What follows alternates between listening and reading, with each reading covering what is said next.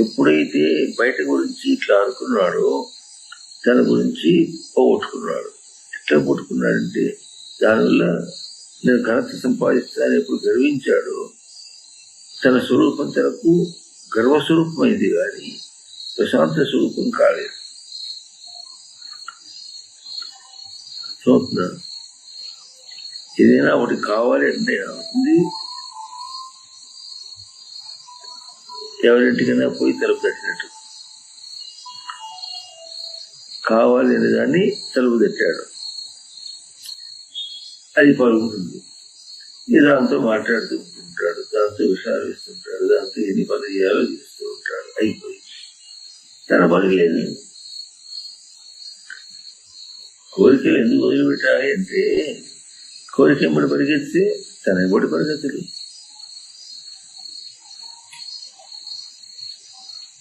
కోరిక అనేది ఒక స్నేహితుడు అనుకుందాం. వాళ్ళింటికి వెళ్ళాడంటే తాను వాళ్ళింటో ఉన్నాడా, మన ఇంటో ఉన్నాడా, తన ఇంటో ఉన్నాడా చెప్పండి? వాళ్ళింటో ఉన్నాడు, అయిపోయా. తన ఇంటో లేడు ఉంటే తన స్థానంలో ఉండాలి కానీ వాళ్ళ స్థానంలో నీకేం పని? ఏదో పని పెట్టింది పోయినా అంటాడు. లోకంలో ఏదో పని పెట్టింది పోయినాడంటే అది సరే, వేరే సంగతి. ఇప్పుడు ఇక్కడ పని ఏమో తనకు వేదాంతం నందు నిజ స్వరూపం నందు లేదు. అక్కడ కూడా లోకంలో ఉపమానం ఎట్లా ఉంటుందంటే ఇక్కడ వదిలిపెట్టి తాను అక్కడ ఉన్నాడు. ఇప్పుడు అక్కడ తను ఉన్నాడనుకుంటాడా, వాళ్ళింట్లో ఉన్నాడనుకుంటాడా? తను ఉన్నాను ముందు అనుకుని తర్వాత వాళ్ళింట్లో తాను ఉన్నవాడై వాళ్ళింట్లో ఉన్నాడు. అంతేనా? నువ్వు తాను ఉన్నవాడు అయినాడు, వాళ్ళింట్లో ఉన్నవాడు అయినాడు. ఇక్కడే ఉంటుంది, తాను ఉన్నవాడే ఉన్నాడు, తన స్థానంలో ఉన్నవాడే ఉండాలి. ఇది వివరణ. మామూలు భాషలో ఉంటే తాను ప్రశాంతంలో ఉన్నవాడై ప్రశాంతంలో ఉంటాడు. తాను ప్రశాంత రూపంలో ఉండి విషయంలో కొట్టుబెట్టాడుతున్నాడంటే, ఓ కోరికలో కొట్టుబెట్టాడుతున్నాడంటే వాడు తాను ఏమవుతాడు? ఎక్కడ ఉన్నవాడు అవుతాడు? ప్రశాంతంలో ఉన్నవాడు అవుతాడా? కాదు, విషయంలో కొట్టుబెట్టాడుతున్నవాడు అవుతున్నాడు. కానీ ఎవరు? తాను ప్రశాంత స్వరూపం. తాను ప్రశాంత స్వరూపుడే దానిలో కొట్టుబెట్టాడుతున్నాడు. అట్లా ఎంతకాలం జరుగుతుంది అంటే కాసేపు. మీరు బాగా గమనించుడండి, ఇన్ని జన్మలు ఇచ్చాం కదా, ఈ జన్మలో ఎన్ని విషయాలు అయినాయో. బయట ఎక్కడైనా పోయిన చోట కుదురుగా ఉంటాడా? కుదురంటే మీకు అర్థమవుతుందా?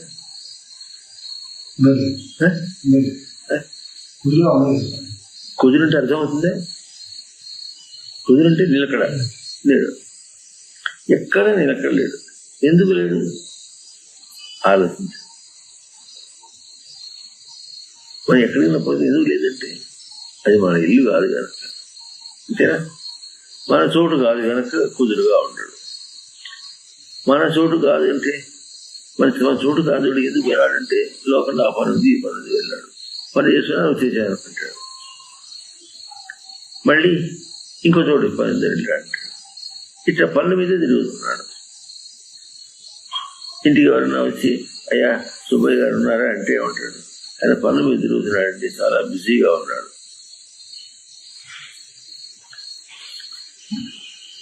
ఎక్కడ ఉన్నాడు? బిజీగా ఉన్నాడు, ప్రశాంతంగా లేడు. పొద్దునగా పోయినాడు, ఇంతవరకు అన్నానికి రాలే. ఇట్లాంటి మాటల్లో మనం అది చాలా ఎట్లా సానుభూతి చూపించాలనుకుంటాము. అన్నానికి కూడా రాలే అని సానుభూతి చూపించినట్టుగా మనం మాట్లాడుకుంటామే కానీ కొంచెం ఆలోచన చేసి చూస్తే ఇట్లాగే తిరుగుతూ ఉంటే తన స్వరూపం ఏం కావాలి? తన ప్రశాంతతను అనుభవించుకుంటూ దానిలో ఉన్నటువంటి స్వరూపాంతో లీనమైపోవటం అనేది ఎట్లా అవుతుంది? కాదు. అన్నిటినీ కూర్చుకుంటాడు, నెత్తినేసుకుంటాడు. అర్థమవుతుంది? దానివల్ల ఏమవుతుంది? అవి ఉండాలనుకుంటాడు, ప్రశాంతంగా ఉండాలంటాడు. అది ఎట్లా అవుతుంది? కోరలోకి పోతే ప్రశాంతత ఎక్కడ దొరుకుతుంది? అయినా వెళ్ళాలనుకుంటాడు, తప్పదు అనుకుంటాడు. ఇది తప్పదు అంటే తప్పదు, అయిపోయింది. తప్పదు అనుకుంటే తప్పదు, అయిపోయింది.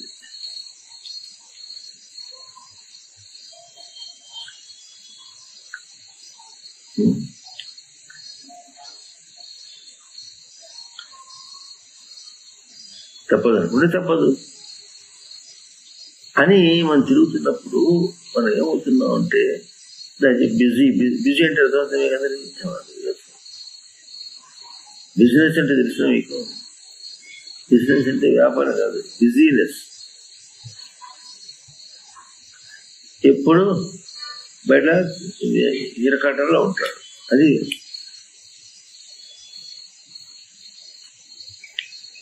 ఇప్పుడు తనకు కావాల్సింది ఏమిటి? ప్రశాంతత. అంటే ఎవరు కావాలి? అది శివస్వరూపం. అది ఎట్లా వస్తుంది? లోకంలో ఆలోచించండి, ఎట్లా వస్తుంది? ఒక ఆదివారం వస్తుంది. ఆదివారం బయట ఎవరు ఉండరు, ఎవరితో మాట్లాడటానికి ఉండదు. అప్పుడు ఎట్లా ఉంటాడు? తను ప్రశాంతంగా ఉండొచ్చు. అప్పుడు ఏం చేస్తాడు? ఇంట్లో కూర్చుని వ్యవహారం చేస్తుంటారు.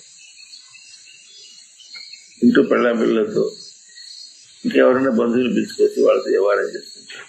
లేకపోతే బంధువులింటికి పోతాడు. ఎందుకంటే ఇవాళ ఒకరోజు సెలవు, ఆదివారమే సెలవు. మళ్ళీ సోమవారం నుంచి అందరూ పీకు తింటుంటారు అని ఇట్లా మాటలు మాట్లాడుతున్నాం మనం. ఈ మాట్లాడేవాడికి తనకు కావాల్సింది దొరకకుండా పోవడం అంటే ఎట్లా ఉంటుందో కొంచెం ఆలోచన చేయొద్దు. దుమ్ము దిలిపి శివరాత్రికి పోయి శివాలయానికి పోయి కొబ్బరికాయ కొట్టి వచ్చేసి అయిపోయింది అనుకుంటే ఎట్లా? ఏం చేస్తున్నావు? ఎంత నిర్లక్ష్యంగా అసలు ఏమవుతుంది కూడా మనం ఆలోచన చేయకుండా ఇట్లే జరుగుతుంది. అందరి టైం బతుకుతున్నారు, నేను టైం బతుకుతా అని అనుకుంటే తను ఏం కావాలి? అసలు తన స్వరూపం ఎట్లా కావాలి? తన ప్రశాంతత ఎట్లా అందాలి తనకి? అది కదా. కనుక మనం శివరాత్రి ఎప్పుడు కావాలి? శివరాత్రి అంటే శివం రాతీతి శివరాత్రి. శివస్వరూపాన్ని తీసుకుంటున్నాడు, ఆదాన్ని తీసుకుంటున్నాడు. మనకు శివరాత్రి ఎప్పుడు కావాలి?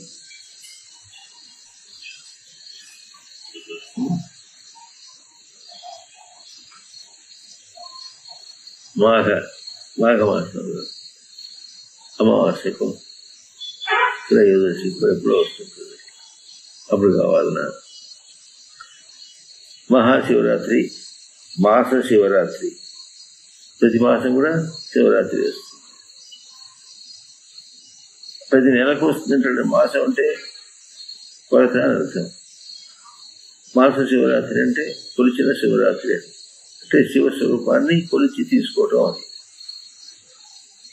ఇప్పుడు ఎప్పుడు వస్తుంది? అది నెలకు ఒకసారి వస్తుంది. మహాశివరాత్రి సంవత్సరానికి ఒకసారి వస్తుంది. రోజు వచ్చి ఏం చేయాలి? ఎప్పుడు శివరాత్రి అంటే ఎట్లా? ఎప్పుడు ప్రశాంతం కావాలంటే బయట తిరగటం. ఎప్పుడు నా పని ఎవరు చేస్తాడు? నా పిల్లల్ని ఎట్లా పోషించాలి? ఎవరు పోషిస్తారు అని ఇట్లా మనం అనుకుంటాం అనుకో. అప్పుడు ఎట్లా?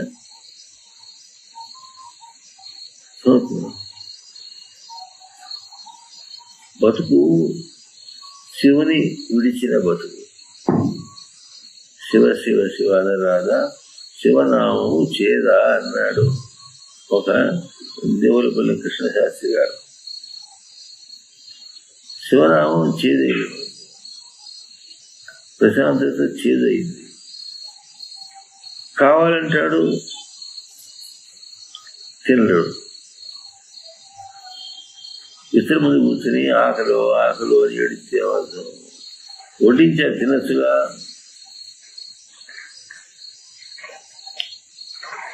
అయిందా లేదా? అయిందా? అర్థమవుతుందా లేదా? వడ్డించారుగా, తినచ్చుగా. ఆకలి ఆకలి అంటే ఎన్ని శివరాత్రులు అయితే నేను నేర్పించాను అవుతుంది.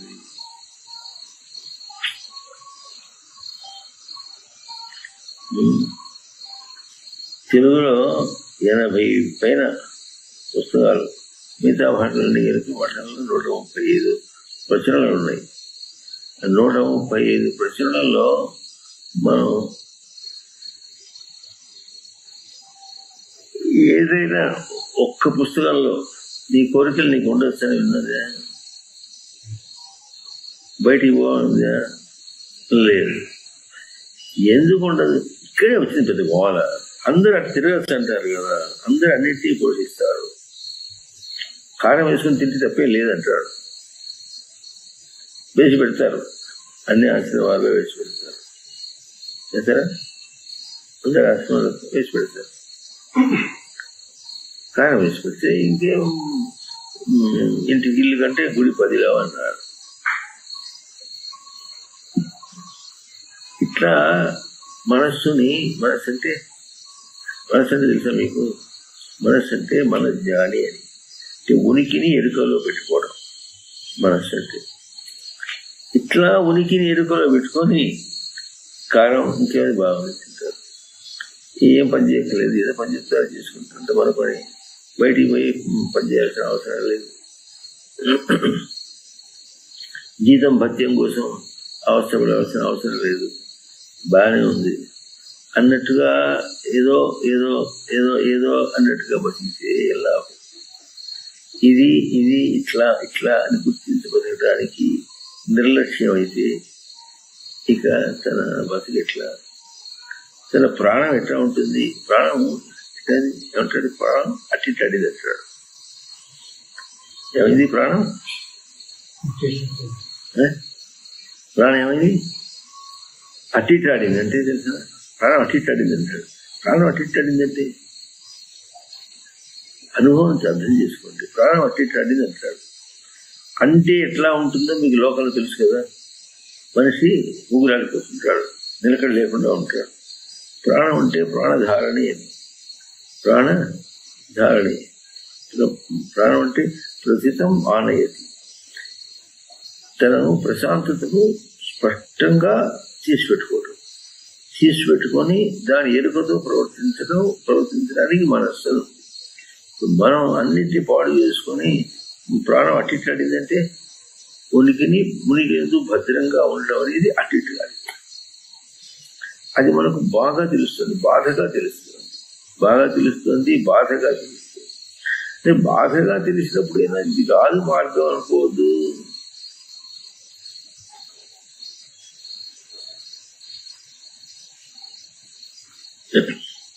శివుడంటే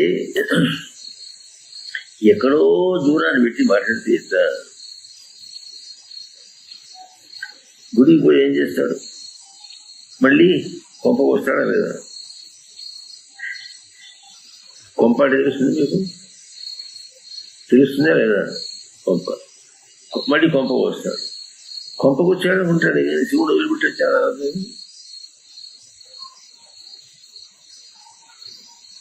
శివుడిని వదిలిపెట్టి కొంపకు రావటం అనేది, శివాలయంలో శివుడిని వదిలిపెట్టి ఈ కొంప పెట్టవచ్చు అనుకుంటున్నాడు. ప్రతి చిన్న విషయంలో కూడా ప్రశాంతత అన్నటువంటి శివస్వరూపాన్ని వదిలేసి తాను తన ప్రకృతిలోకి, తన ప్రవృత్తిలోకి వస్తున్నాడు. ప్రతి చిన్న విషయానికి అట్లాగే వస్తున్నాడు. ఏదో అప్పుడప్పుడు మఠానికి పోతుంటాడు ఉంటున్నాడు కనుక ఆయన ఊరుకోలేక చోచోచో అంటుంటాడు. కనుక ఏదో కాస్త కూర్చో విన్నాం కనుక ఏదో అవస్థ పడుతూ విన్నాం కనుక అంటే అంత ప్రయాసపడిపోతే, ఆయాసపడిపోతే శివరాత్రి ఎప్పుడు కావాలి? అంత దూరంగా ఉంది శివుడు. మనిషి పుట్ట అంత దూరంగా ఉన్నాడు శివుడు అంటే. మళ్ళీ శివుడు అనగానే ఎటో దూరం, మనసు అనగానే ఎటో చూస్తాడు. అన్ని దూరం పెట్టి అలవాటు చేసుకున్నాడు. మనస్సు అంటే ఉనికిని, ప్రశాంతతను లో ఎరుకగా ఉంటుంది, ఎరుకతో ప్రవర్తించు. మనస్సు అన్నప్పుడు మనకు ఆ జ్ఞాపకం వస్తుంది. మనస్సు అంటే ఏం చేస్తాడు? దాంతో ముండ మనస్సు ముండ అంటాడు. మనస్సు ముండ ఏం చేస్తుంది? ఏముందిరా ఈ మనస్సు, కోతేరా ఈ మనస్సు. నువ్వేగా పాట పెట్టావు, కోతేరా ఈ మనస్సు అంటాడు. దాన్ని తిట్టిపోస్తే ఏముంటుంది? నన్ను తిట్టిపోస్తే ఏం చేద్దాం? నన్ను తిట్టినంత వల్ల నిన్నే తిట్టుకున్నట్టు.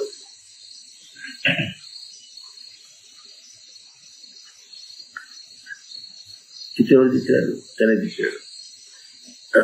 తిట్టును పోషించేది తానే. తాను తిట్టును పోషిస్తున్నాడంటే తిట్లో జీవించి పోషించాలి. అంతే. అన్నం తిన్నవాడు కడుపు నిండినవాడు సత్తా వస్తే సత్తాలో ఉన్నవాడు ఇట్లా అవుతాడు. అట్లాగే తిట్టడం మొదలు పెట్టాడంటే తిట్టు తిన్నవాడు అవుతాడు. తిట్లు లోపల పోషించుకొని పొట్ట నిండా తిట్లు పెట్టుకొని అప్పుడు దాంతో మాట్లాడాలి. బుద్ధి నిండా తిట్లు పెట్టుకొని దాంతో ప్రవర్తించాలి. ఏ ప్రశాంతత ఇట్లా శివరాత్రి వచ్చి ఏం చేస్తుంది? మన లెక్క ప్రకారం శివరాత్రి అంటే ఏదో మూర్ఛ పడిపోయినాడు అనుకోండి. శివరాత్రి పొద్దున రానే వచ్చింది, మరి రాత్రి అయిపోయింది, శివరాత్రి వెళ్ళిపోయింది, తన మూర్ఛలో ఉన్నాడు. మూర్ఛలో ఉంటే ఎట్లాగో అట్లాగే ఏదో లాపంగా ఉన్నాడు, పట్టించుకోకుండా. ఈ మాట శివరాత్రికి నేను కొంచెం అట్లా పోవాల్సి వచ్చింది. వాడేమో లేనిపోదంతా పేచి పెడుతున్నాడు. ఆ పేచి మాట్లాడడానికి పోయి రావాల్సి వచ్చింది. శివరాత్రి అంతా నీళ్ళపోయింది. ఇప్పుడు పేచీలో పోయింది. ఎట్లా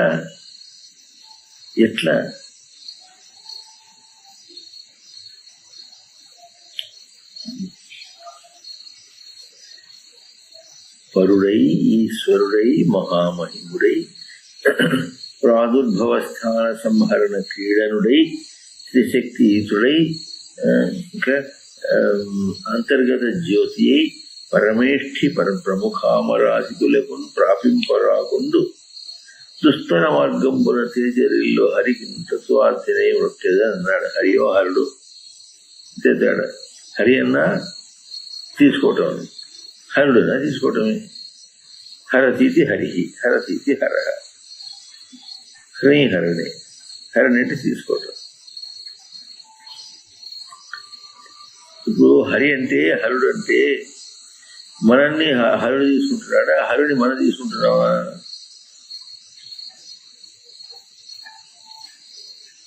చెప్పండి, ఎవరిని ఎవరు తీసుకుంటున్నారు?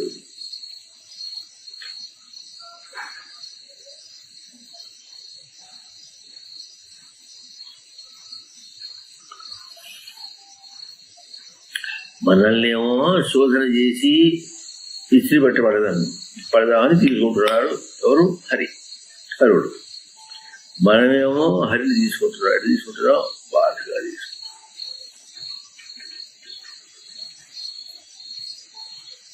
ప్రహ్లాదుడు హిరణ్యకశిపుని ఏమన్నాడంటే,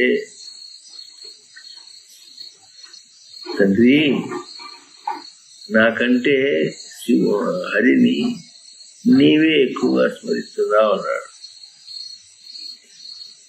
శత్రువు కదా, శత్రుభావంతో హరిని వాడు దొరుకుతుంది అని లోపల నరనరాల్లో ప్రతి కణంలో ఇరిగిపోయింది.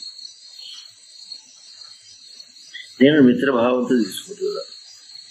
మిత్రభావంతో ఉన్నా కనుక ప్రశాంతంగా నిద్రపోతాను. నువ్వు రాత్రి నిద్ర కూడా పోయి అర్థమైందా? నిద్రపోకుండా కూడా హరిని స్మరిస్తావు. అయితే మనం కూడా ఎట్లా ఏం చేస్తున్నాం? శివుని స్మరణ చేస్తున్నాం. ఎట్లా స్మరణ చేస్తున్నాం? బయట కష్టాలు తెచ్చుకొని ప్రశాంతత కావాలి అట్లా స్మరణ చేస్తున్నాం. జ్ఞానులు ఏం చేస్తారు?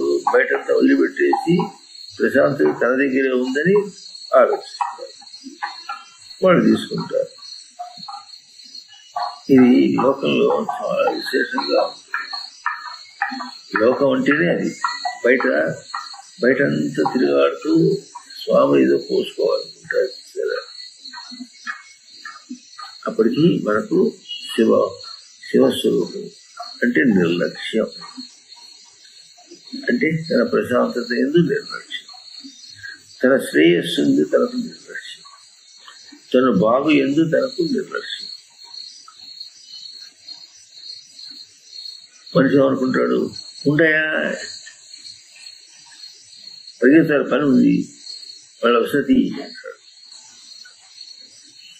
మళ్ళీ వస్తుంది, మళ్ళీ అంటే మళ్ళా అంటే మళ్ళా అంటే మళ్ళీ అంటారు ఇట్లా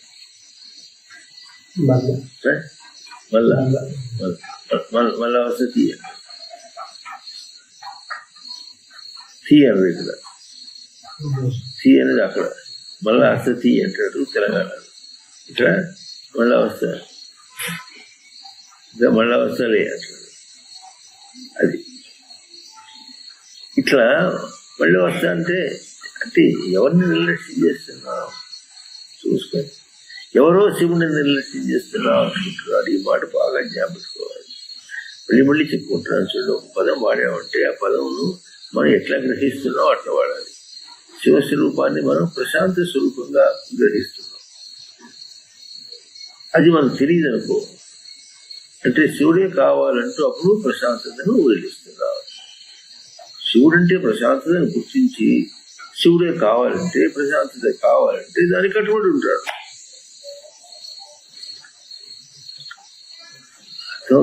దానికి కట్టుబడి ఉంటాడు. అట్లా అనుకోవడం లేదు కనుక కట్టుబడి లేడు.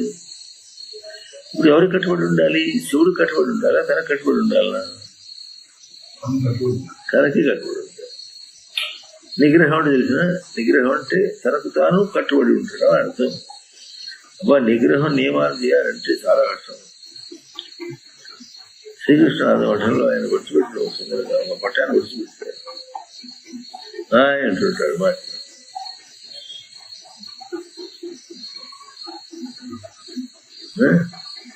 అంటుంటాడు మాట మాట అట్లా కాదు ఇట్లా అంటుంటాడు. వాడి పోయి వేగలేం మనం. అట్లా అని పోకుండా ఉండలేను అంటాడు ఒకడు. ఇంకోటి ఏమంటాడు, వేగలేము. అందుకనే స్వామి వచ్చాడని తెలుసు, పోదాం అనుకున్నాను, పోతే మళ్ళీ గోల పెడతాడో అని పోలే అంటాడు. పోలే అంటే ఎవరిని ఉద్ధరించావు, ఎవరిని సాధించావు? జీవితాన్ని పెట్టాలనుకుంటున్నావు. అట్లా చిన్న చిన్న విషయాలు మనం శివుని పోగొట్టుకుంటున్న విషయాలు. ఈ దర్శనం చేస్తే శివ ఆరాధన అవుతుంది. ఇది కాకుండా నువ్వు దేశాలు శివరాత్రి వచ్చింది అంటే ఏం చేస్తామని ఎక్కడుంటాం ఇక్కడ కాదు ఉండేది. నేరుగా ఇక్కడ రామేశ్వరం పోతాడు, తర్వాత మళ్ళీ కాశీ పోతాడు, అక్కడికి పోయి గంగాలు పట్టుకొస్తాడు, ఇక్కడికి వస్తాడు, రామేశ్వరం వస్తాడు, అక్కడ అభిషేకం చేస్తాడు, మళ్ళీ ఇక్కడికి పోయి కాశీ పోయి దండం పెట్టుకొస్తాడు. రోజు హాయ్ అంటాడు.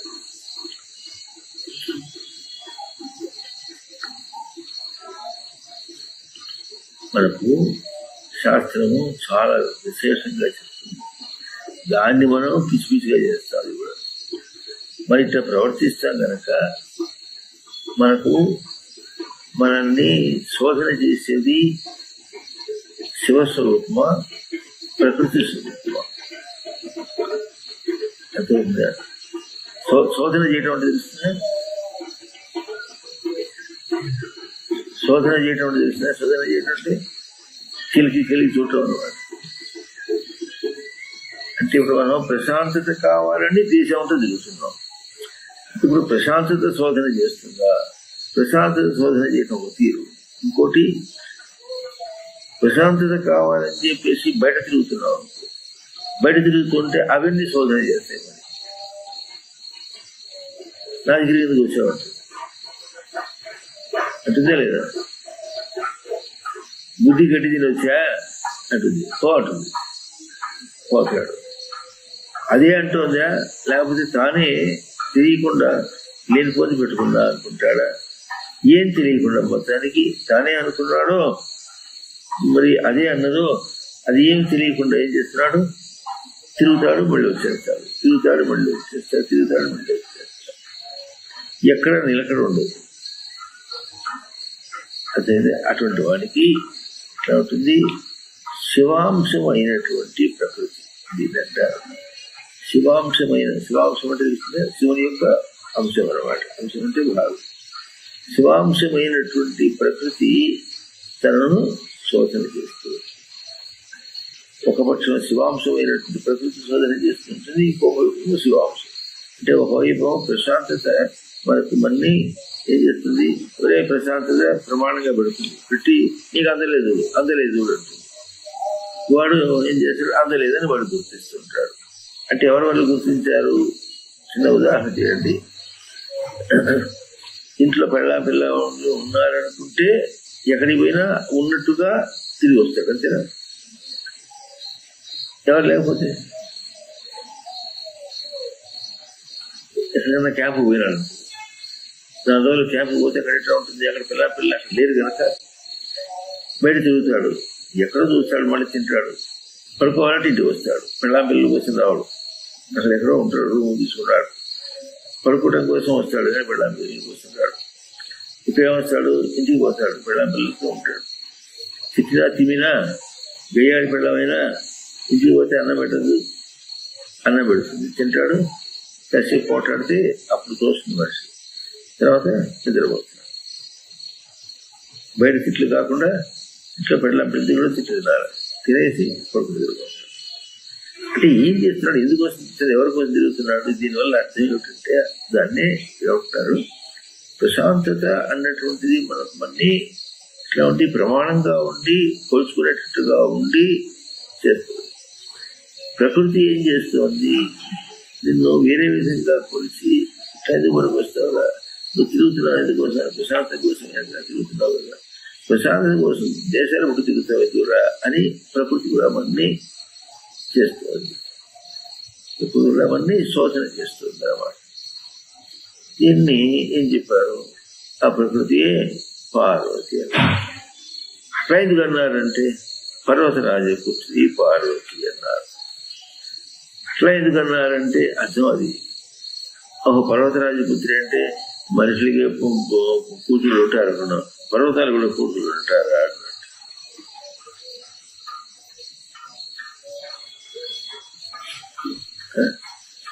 ఉంటారా? ఉండరు. అంటే మనకేం చేస్తుంది? పర్వతం అంటే మనం చూసి కొండలు చూసింటే అవి పర్వతాలు అనుకుంటారు, హిమాలయ పర్వతాలు అనుకుంటారు. ఇప్పుడు చెప్పలే, పర్వతం అంటే పూర్ణే ధాతు, పూర్ణత్వమునందు. పూర్ణత్వమునందు పర్వత రాజపుత్రి అన్నారు. పూర్ణత్వమునందు తనకు వెలుగు ఉండాలి, తెలిసి ఉండాలి. పూర్ణత్వం అంటే ఏమిటో తెలిసి ఉండాలి. తెలిసి ఉండి దాని చేత రక్షింపబడాలి. అంటే ఇప్పుడు 2 అంశాలు ఎట్లా అవుతుంది? ప్రమాణంగా ఎవరున్నారు? ప్రశాంత స్వరూపమైనటువంటి పరమశివుడు ఉండగా, పార్వతి అంటే ఎట్లా ఉంటుంది? దాని పూర్ణ స్వరూపం అది. ఆ పూర్ణ స్వరూపందు తెలిసి ఉండి దాన్ని చేత రక్షింపబడితే ఆవిడ పార్వతి. లేదా అట్టుంది. అది మన దగ్గర ఉంది, ఇది మన దగ్గర ఉంది. ఇప్పటికీ పరమశివుడు తన దగ్గరే, పార్వతి తన దగ్గరే ఉన్నారు. మనం ఏం చేసాం? వాడిద్దరిని పెళ్లి చేసాం. మగపిల్లలకి ఆడపిల్లలకి పెళ్లి చేసినట్టుగా పెళ్లి చేసాం. ఇట్లా పెళ్లి ఉంది. ఒక విషయాల్లో ఇష్టం వచ్చినట్టు చూస్తున్నాడంటే పరమశివుడు ఏం చేస్తున్నాడు అంటే ప్రశాంతత ఏం చేస్తుంది? ప్రశాంతత ప్రమాణంగా చూసి అక్కడ నీకు ప్రమాణం దొరకట్లేదు, ప్రశాంతత దొరకటం లేదు అని చూపిస్తుంది. పార్వతి ఏం చేస్తుందంటే పూర్ణత్వమునకు నీకు ప్రకాశం లేదు, నీకు రక్షణ లేదు. పూర్ణత్వమునకు నీకు రక్షణ లేదు అని చూపిస్తుంది. ఎందుకు చూపిస్తుంది అంటే రక్షణ లేకపోతే నీకు అదే కావాలి, నీకు అదే కావాలనేది మళ్ళీ శివాంశం. రక్షణ లేదని చూపించేది ప్రకృతి పార్వతి అయితే అది ఎట్లా చూపిస్తుంది? నీ రక్షణ లేదు, నీకు ప్రశాంతత రాదు అని నేర్పిస్తుంది, చూపిస్తుంది, అభ్యాసం చూపిస్తుంది. మన భాషలో అనుభవంలో చూపిస్తుంది. అనుభవంలో చూపిస్తుంటే గుర్తించడం చేతగాక మనం ఏం చేస్తాం? పరమశివుణ్ణి నేను పార్వతికి ఏం చేస్తాను? పెళ్లి చేస్తాను.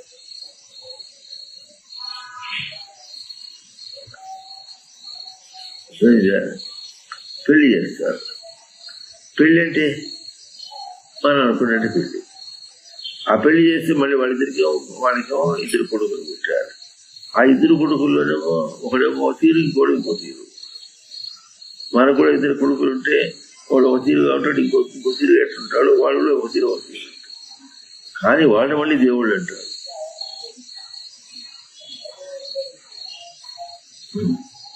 మళ్ళీ వాళ్ళకు శివరాత్రి పోయి ఇంకో వినాయక చవితి.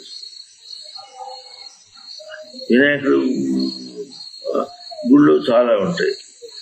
కానీ ఇంకో కుమారస్వామి ఆయనకి ఒకటే చోట శబరిమల ఒకటే చోట, ఎక్కడ ఇంకో చోట ఎక్కడ పెట్టుకుంటే పెట్టుకుంటారు. అంత ప్రచారం రాలే. వినాయకుడు మాత్రం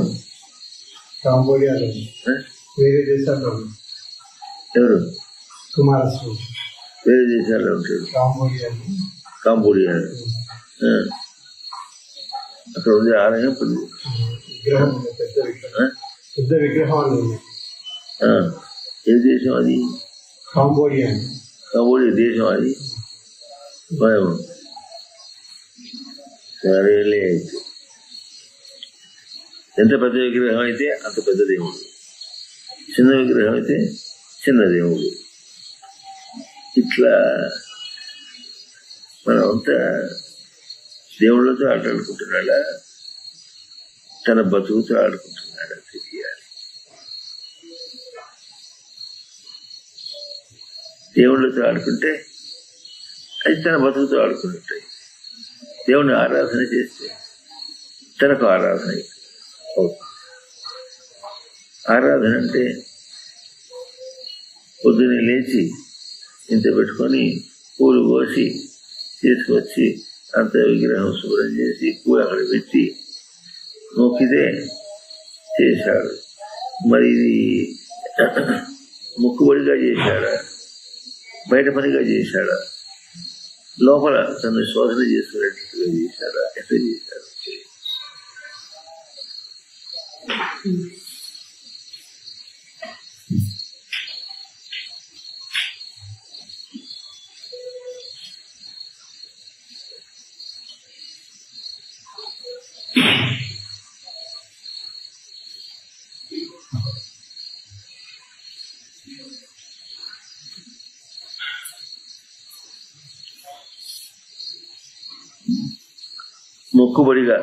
మొక్కుబడి అంటే ఏదో మొక్కుకున్నాడు. మొక్కుబడితే ఆ మొక్కుకుంటే ఆ మొక్కు తీర్చకపోతే మరి ఎక్కడ కొడతాడు దేవుడు భయం. అదే ఏం చేస్తాడు? మొక్కుకుని చేసి మొక్కుతో ఒక్కొక్కటి కొట్టాలి, లేకపోతే పెళ్లి చేస్తాను, పెళ్లి చేసేస్తే అప్పుడు దేవుడు మన జోలికి రాకుండా ఉంటాడు. లేకపోతే దేవుడు మన జోలికి వస్తాడు అని ఇట్లా ఎక్కడికో తిరుగుతుంటాయి. ఎన్నెన్ని బుద్ధులతో తిరుగుతుంటావు.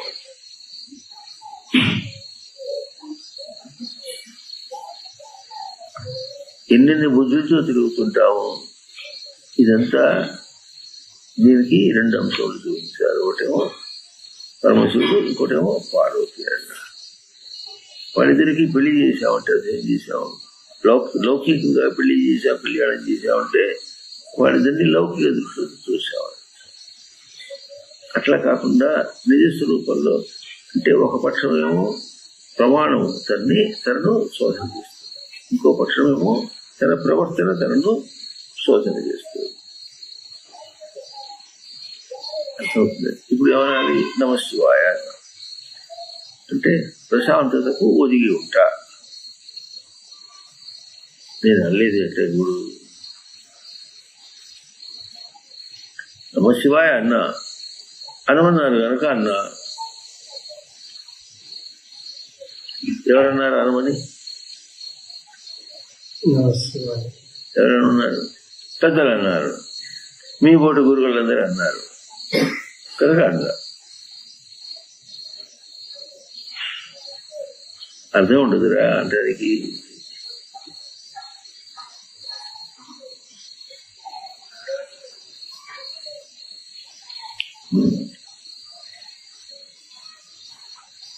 కొడుకు వచ్చి నాన్న నాయన ఏమనుకుంటున్నాను, ఏం చేస్తున్నాను అన్నాడు అనుకోండి. ఇప్పుడు ఏమంటాడు? ఇప్పుడు నాయన అనే పదానికి అర్థం ఉండదురా, మర్యాద మాట్లాడద్దు అంటాడా? చెప్పండి అంటాడా లేదా? మర్యాద నాయన అన్నాగా ఎట్లాంటి నీకే మర్యాద గిర్యాదు.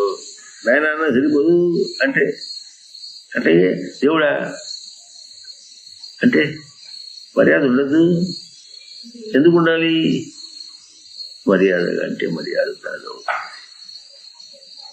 అవుతుందా? మర్యాద మాట్లాడినవాడు మర్యాద కాదు అవుతుందా? నాయనకు అవుతుందా? అదే ఇంత వినయంగా మాట్లాడితే వినయం ఉంటే తనగా ఉంటుంది. పదానికి అర్థం అది. వినయం అంటే విశేషంగా నయం, విశేషంగా తను తాను తీసుకుంటున్నాడు. తను తాను విశేషంగా తీసుకోవటం తనకు వినయం. మనే అనుకుంటాడు ఆయనకి వినయంగా ఉన్నా అనుకుంటాడు. ఆయనకి వినయంగా ఉంటాడు.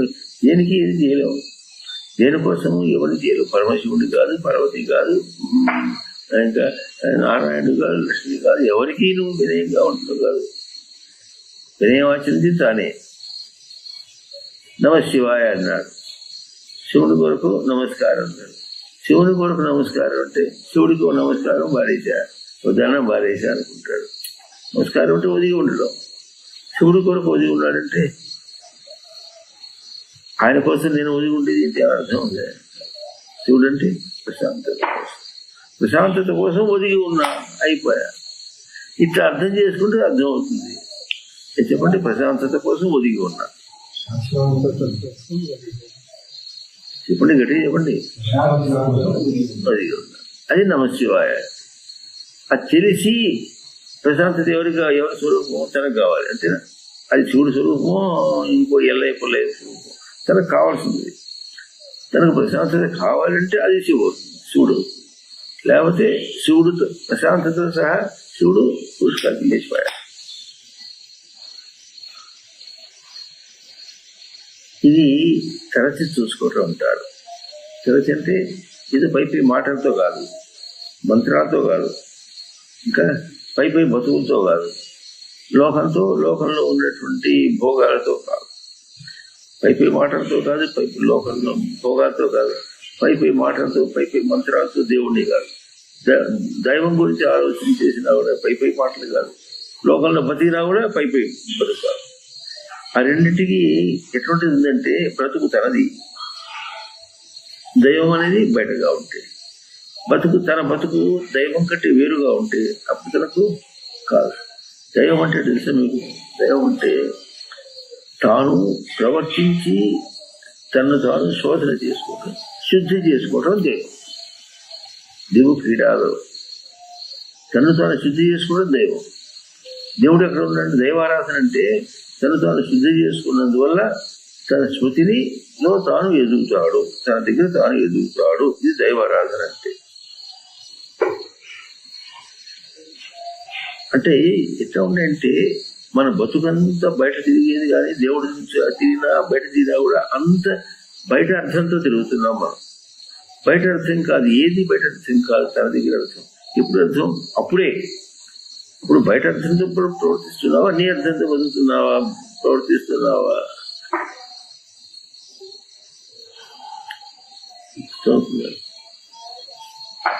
మొన్న సంక్రాంతికి ఏదో కొన్ని లక్షల కార్లు పోయినట్టు భీమవరం. ఎందుకు పోతాయి అంటే అక్కడ కోళ్ళ పందాలు ఆడుతుంటారు.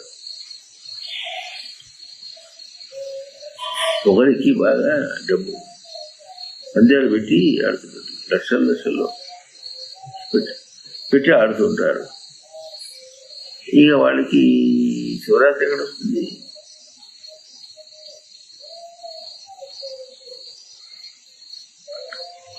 నమశివ దేనికి ఒదిగి ఉన్నాడు? ఇప్పుడు అక్కడ పోటీలో డబ్బు సంపాదిస్తే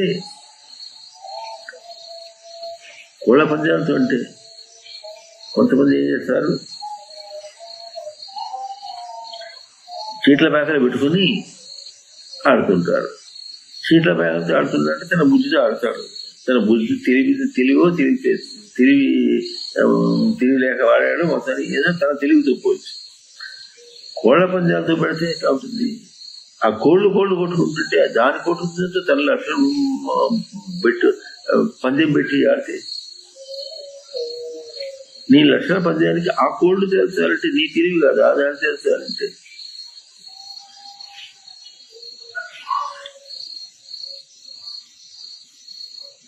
ఆ కోడిని ఎట్ట కొనుక్కుంటాడు, ఎట్ట గుర్తిస్తాడు? ఇవాళ ఈ సంవత్సరం ఉన్న కోడి వచ్చే సంవత్సరం ఎట్లుంటుంది? కోడి ఎన్నాడు పోతుంది? అది ఎంతలో ముసలిది అయిపోతుంది. మనిషి ముసలాడు కావాలంటే 40కి ఓ ముసలాడు, 50కి ఇంకో ముసలాడు, 60కి ఇంకా కొంత ముసలాడు, 70కి ముసలాడు అవుతాడు, 80కి ముసలాడు అయిపోతాడు. అంత తేడా ఉంది, 40 సంవత్సరాలు తేడా ఉంది కోడికి. మరి ఏ కోడిని ఇట్లా నమ్మి తను పందెం పెట్టి ఆడతాడు? అర్థమవుతుంది? ఏ కోడికి ఏ పందెం పెట్టి ఆడతాడు? అది ఎట్లా ఉంటుందో అట్లాగే లోకంలో తిరుగుతున్నామంటే ఇది కూడా పందెం పెట్టి కోళ్ళ పందెం పెట్టి ఆడినట్టుగా ఉంటుంది.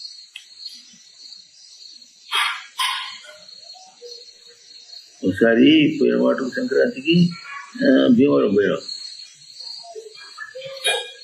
వాళ్ళు కోళ్ళ పందెం ఆడుతున్నారు. మేము వచ్చాం. దాదాపుగా మోవకు ఒక 5 కిలోమీటర్ 10 నిమిషాల్లో ఇంకో చేరిపోతాం. అక్కడ రోడ్డు జామ్. ఎందుకైందంటే రోడ్డు మీద ఆడలే, పక్కన కోళ్ళ పందాలు ఆడుతున్నారు. రోడ్డు మీద ఏమైంది, కార్లు ఉన్నాయి. అన్ని కార్లు ఎట్టంటే అటు పెడతారు. ఎందుకో ఆ పందెం మీద గోడతో పోయి ఎట్టంటే అటు పెట్టించిపోతారు. ఇప్పుడు ప్రతి రోడ్డు మీద పోవాల్సిన కార్లకి అడ్డం. చాలాసేపు ఆగిపోయింది వాళ్ళు ట్రాఫిక్. అంటే ఇప్పుడు ఇటువంటి విషయాల్లో మనం చూడవలసిన విషయం, గుర్తించవలసిన విషయం ఏంటంటే ఏం బతుకుతున్నాం, ఆలోచన లేని బతుకుతున్నాం అంట. అంటే అర్థమవుతుందా? ఆలోచన లేదంటే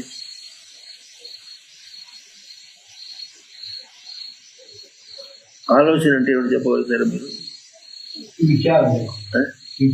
అంటే విచారణ అంటే అది ఇది అని అనుకుంటా. ఆలోచన అంటే ఆత్మతో లోచతే, తన ప్రశాంతతతో చూడాలి. ఆ విషయంలో ప్రశాంతతను చూసుకుంటే ఆలోచన. మనం అనుకుంటాం అక్కడ అట చేసి ఇది చేసి మొత్తానికి ఏమైనా దాన్ని సాధించు రావాలి. విచారణ అంటే విశేషణ చరతి అంటారు. అంటే దాని ఎప్పుడు పరిగెత్తే ఏమవుతాడో అది తనే అవుతాడు. పోకుండా తన ప్రశాంతం ఎంబడి తను తిరిగితే తను ఎట్లుంటాడు, ఇది కూడా అవుతుంది. అది రెండు అక్కడే ఉన్నాయి. రెండింటినీ అక్కడ పోల్చుకుంటే విచారణ. అంటే తన పక్షం తానే ఏమవుతాడో, బయట పక్షం ఏమవుతాడో పోల్చుకుంటే అది విచారణ. మనం ఏం చేస్తాం, ఈ కోడైతే ఇట్లా ఉంటుంది, ఆ కోడైతే ఇట్లా ఉంటుంది అని ఎట్లా అనుకుంటాడో అట్లాగే ఈ విషయం ఇట్లా పోతేనో ఇట్లా అవుతుంది, అట్లా ఇట్లా అవుతుంది, అట్లా పోతే బాగా వస్తుంది అనుకుంటాడు. వస్తుంది అని పోతాడు అనుకుంటే రాలే, వస్తుంది అనుకున్నా రాలే, వాడు అడ్డపడ్డాడు. ఇది విచారణ కాదు, ఆలోచన కాదు. ఆ పదంలో ఏం చూస్తుంది, తన ప్రశాంతతను పోల్చుకుని చూసుకోమంటుంది. పోల్చుకుని చూసుకోవాలి. లోచన ఉంటే చూడటం, శృతితో శృతిలో చూసుకుంటా ఉండాలి.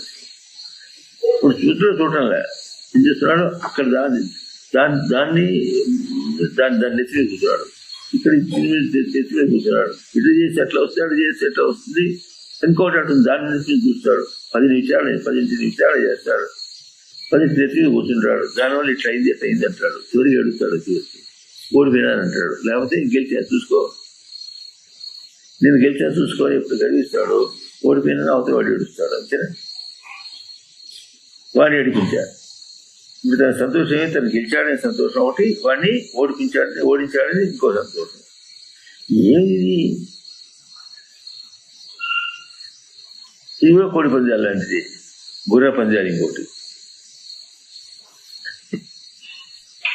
అదే తల్లిదండ్రులు ఏం చేస్తారు తెలిసిన ఒక కేసు మనకు తెలిసినటువంటి కేసు, వాళ్ళ విషయం అనమాట. మనవడు, కొడుకు కూడా కాదు, మనవడు 10 ఏళ్ల నుంచి గుర్ర స్వారీ నేర్చుకున్నాడు బాగా. వాడు 14 సంవత్సరాలు వచ్చేటికి బాగా ఆరితేరాడు. వాడు పంద్యాలకి పోతాడు. అట్లా పోవాలంటే గుర్రం తన వశంలో ఉండాలి. ఏదో ఒక గుర్రం పట్టుకు వస్తే దాంతో చేయడం కష్టం. అందుకని 6 లక్షలు పెట్టి గుర్రం కొన్నాడు. ఎవరు? తాతయ్య గుర్రం పెట్టాడు. ఎంత పెట్టి? 6 లక్షలు పెట్టి గుర్రం కొనుక్కొచ్చాడు. స్కూటర్ కాదు, స్కూటర్ మళ్ళీ వేరే ఉంటుంది, కొనుక్కొచ్చాడు. దాంతో మరి ఇప్పుడు పందాలు పోవాలంటే ఎట్లా ఉంటుంది? అప్పుడు దుమ్ము అవుతుంది. అది రోజు గుర్రం స్వారీ చేయాలి. కాదు గుర్రం స్వారీ చేసి ఏమవుతుందో తర్వాత ఇది బతుకు చేస్తే వస్తుంది, రాత్రిలో వస్తుంది. అభ్యాసం చేస్తుంటే పోతుంటే రేపు పందెం పెడితే ఆ పందెంలో గెలుస్తా. ఈ మాటల్లో అర్థం చూడండి ఏముంటుంది? ప్రశాంతం ఎక్కడ ఉందా? తెలివి ఎక్కడ ఉందా? తెలివి అంటే చెప్పండి. పదానికి అర్థం తెలియదు. తెలివి లేదంటే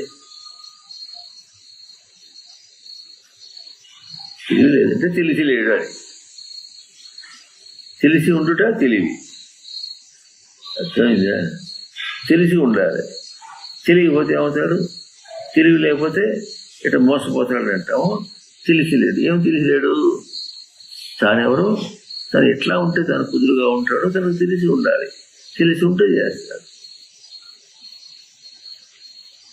పరీక్షలో పోతే తెలిసి ఉంటే ఎట్లా ఉంటుంది? తను చదువుకున్నది తెలిసి ఉంటే అప్పుడు రాసేస్తాడు.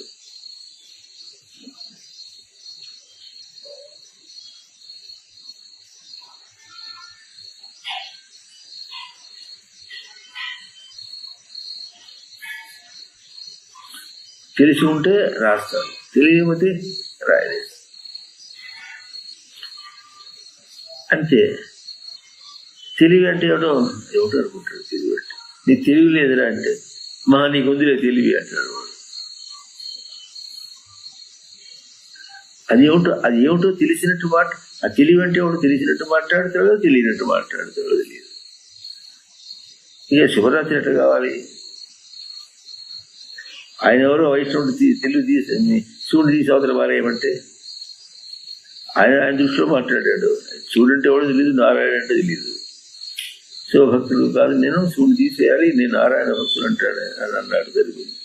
మనకేం చేసింది ఇప్పుడు? ప్రశాంతత అంటే ఎవడు తెలియని వాడు శివుడు కాదు. ప్రశాంతత అంటే ఎవడు తెలియని వాడు శివుడిని నెట్టేసాడు. అర్థం? శివుడిని నెట్టేస్తే తాను ఉండలేడు. కనుక ఈ విధంగా ఎట్లా ఉంటుంది అంటే ఒకటేమో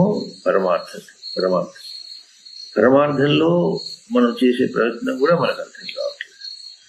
ఇంకా లౌకికంలో మనం చేసే ప్రయత్నం కూడా మనకు అర్థం కావట్లేదు. ప్రశాంతత కావాలనే మాట, ప్రశాంతత నీకు ఎప్పుడు ఉండాలి? ఎంతసేపు ఉండాలి? ఒక క్షణం అంటే సరిపోతుందా? ఎంత ఉండాలి ప్రశాంతత? ఎప్పుడు ఉండాలి? ఎంతసేపు ఉండాలి? ఎల్లకాలం ఉండాలి. ఉండకపోతే ఎవరు తప్పు? దాని తప్పు. ఉండకపోతే దాని తప్పు, మళ్ళీ తప్పు కాదు. నేను ఉండమన్నాను. ఉండమంటే అతిథి అది.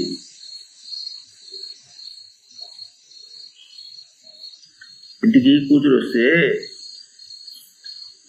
వచ్చేది చేస్తుంది. కొంతకాలం తర్వాత నేను పోవాలి ఆయన చేతులు కాల్చుకుంటున్నాడు, ఆయన వంట చేసి పెట్టారని పోతానంటుంది. మనం ఏమంటాం, పూజలు ఉంది మా 4 రోజులు అంటాడు. 4 రోజుల తర్వాత మళ్ళీ పోతానంటుంది. ప్రశాంతత పెట్టాక 4 రోజులు పూజలు ఉందంటే 4 రోజుల తర్వాత మళ్ళీ పోతానంటుంది. ఇది కూతురు ఆదరించినట్ట. ప్రశాంతుడు ఆదరించడం అంటే, పరమశివుడు ఆదరించడం అంటే ఏమనుకున్నావు?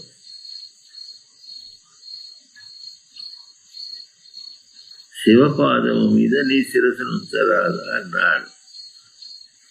అంటే మనం ఏమంటాం, శివుడు బొమ్మ పెట్టి ఆ పాదం పెట్టి తలకాయ పెట్టి శివపాదం మీద తలకాయ పెట్టినట్టు అనుకుంటా. ఇట్లా అన్ని బయట అర్థాలతో మాట్లాడుకుంటాడు. ఎట్లవుతుంది?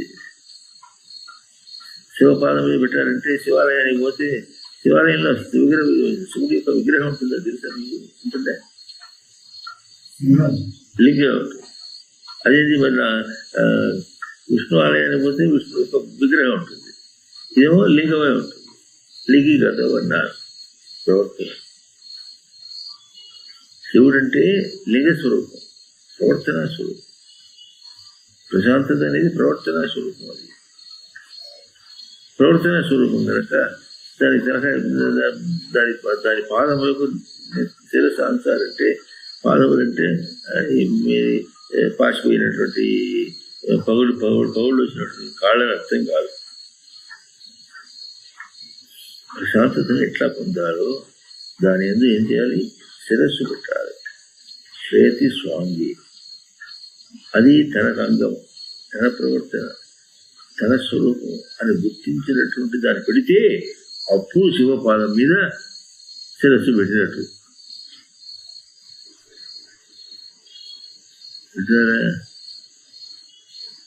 ఊకే అవుతుందా? కాది తెలగలమ్మా, కాది.